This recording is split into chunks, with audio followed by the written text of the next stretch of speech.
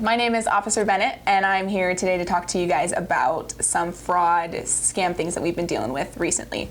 I've only been an officer here for about 2 years, but recently I've seen a huge uptick in the amount of scam and fraud calls that we've been taking.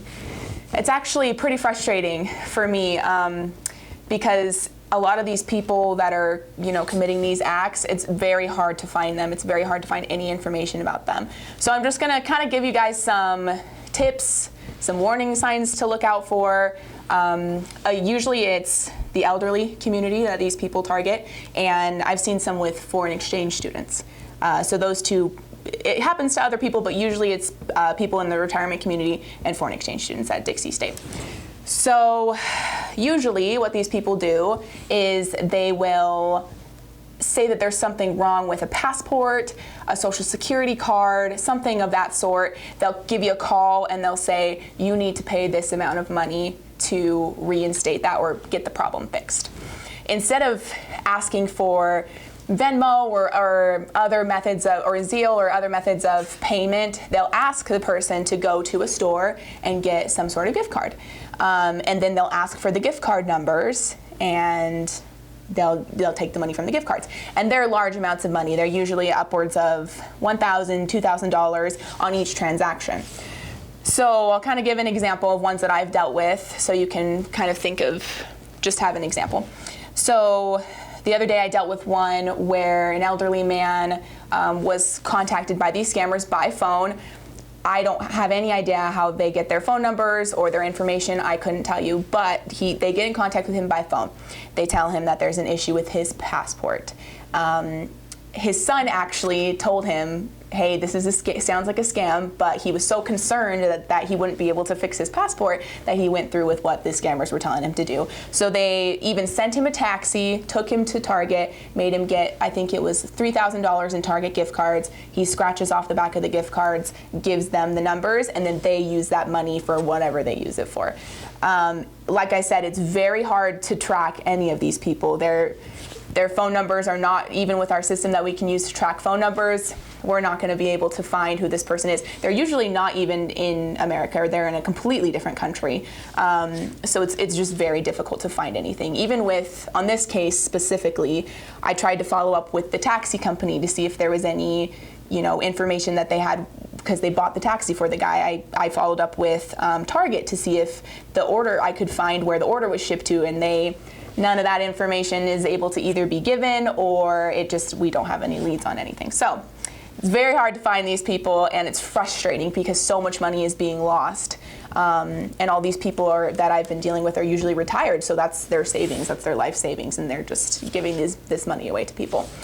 So basically what we want to do is inform, teach about what to look for. So if anybody ever asks for any gift cards in order to fix something that's there's something wrong with, like your social security card or your passport or anything along those lines, the Social Security Administration is not going to reach out to you in the ways that these people are reaching out to you, and any of those, they're not going to ask for payment with gift cards. That's just they're not going to do that. So if you ever hear that somebody's asking for payment for whatever with a gift card, immediately cease contact, block the phone number. If they try to call from a different number, because they probably will, just keep blocking the phone numbers. Eventually they're going to give up. If you're not going to give them the money, then they'll give up. I know that I also dealt with another situation where a foreign exchange student, all of her money, that she had a budget, for all of her housing and her books and everything that she needed, and somebody scammed her Instagram account. So they hacked into her Instagram account, and they told her, in order to get your account back, you need to get the gift cards, do that whole thing. So she, again, used all of her amount of money that she had for her college education, and she gave it to them. And again, frustrating because we weren't able to find the person. So it's something to look out for. If somebody ever asks for gift cards or anything of that sort, and there are all kinds of gift cards. There are Visa gift cards, there are Target gift cards, anything like that. Don't do it. Block them. You can always report it, and just so that we know about it. But just make sure that you block them and don't continue to contact them. So another thing is they can spoof phone numbers. They'll call from a dispatch and they'll tell people that they have warrants that they have to pay for, and and people get scared. They just get scared and they want to get things taken care of. They don't want anything on their name, so they do what they ask them to, and then it's a scam.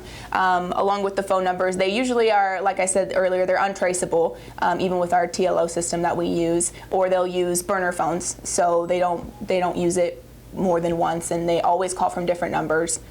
So another thing that they can do is they will pretend that somebody that you love is in danger. They'll call and say, we've kidnapped so-and-so, and then they've done their homework. They know about your family. They know what's kind of going to get to you. So they use that, and they make people scared, and they may have somebody in the background crying, and you know, so then, like I said, they scare you, so then you'll give them your money. So just if something like that happens, make sure that you reach out to your loved one on another phone, make sure that they're okay, you know that it's a scam. Call us if something like that happens. Call the police department so that we can get that taken care of and see what we can do. So just to make sure, if things like this happen, if there's something wrong with your passport, your social security card, whatever it is that they're trying to kind of scam you with, reach out to that authority that's in charge of that and make sure that you verify, because most likely there's not going to be anything wrong with it. And if it is, then they're going to reach out to you, usually by mail. They're not going to ask you for gift cards. If something seems suspicious to you, then report it and just verify before you give anybody your money, just so that everybody can be safe.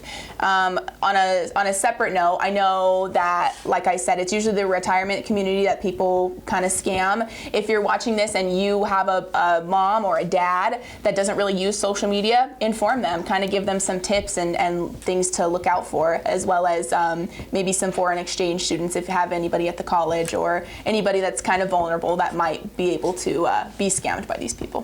Thank you. Have a great day.